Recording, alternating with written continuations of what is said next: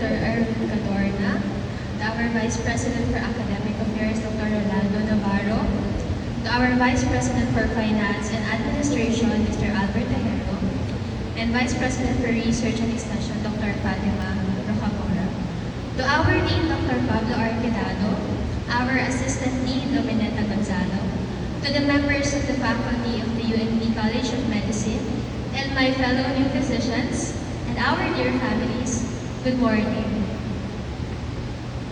Today, as we gather in the UNP Gymnasium for this testimonial program, I am filled with a deep sense of gratitude that I can hardly put into words.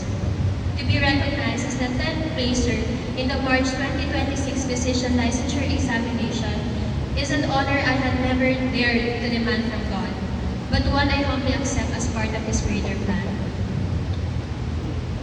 My journey to this stage was not a straight path. As one of the 6 children born to a construction worker and a house help, my road to medicine was paved with uncertainty.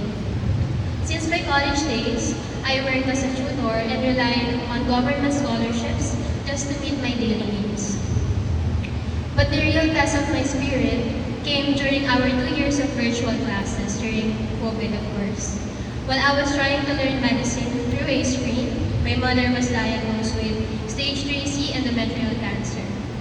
Then, just last year, during the final stretch of my internship, my tatay suddenly passed away. In those deep moments of deep pain, I clung to a promise. There is a Bible verse which is also the lyric of my favorite worship song that says, "All things work together for my good." I have learned that all truly means everything. Not just the milestones and the honors, but also the bad things. The sleepless nights, the fear of my mother's illness, and the devastating silence after losing my father. I realized that these trials were not meant to break me actually, but to prepare my heart for the weight of the lives that will soon be placed in my hands.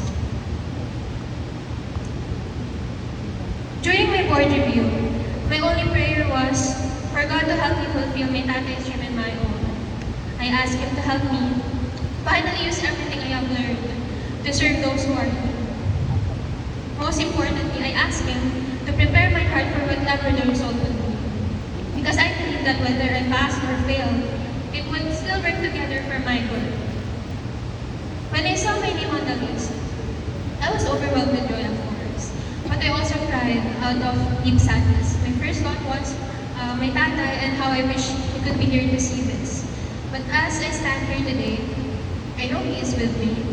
He has been with me actually through every page I turned and every prayer I was here.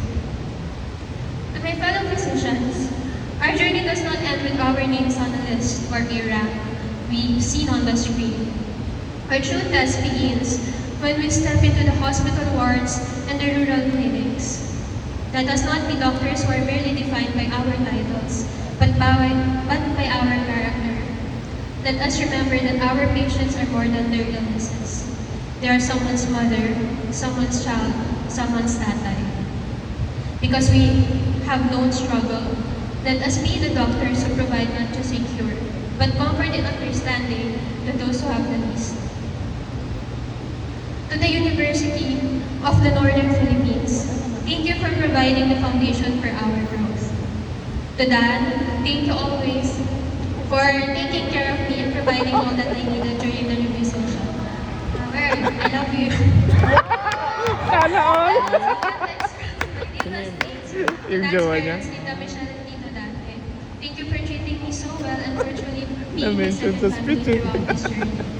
To my mother, who fought her battle so I could fight mine, this is for you.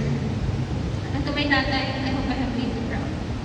Everything, the good, the bad, and the painful, has worked together to bring us to this moment. Congratulations to the March 2026 PLE pass.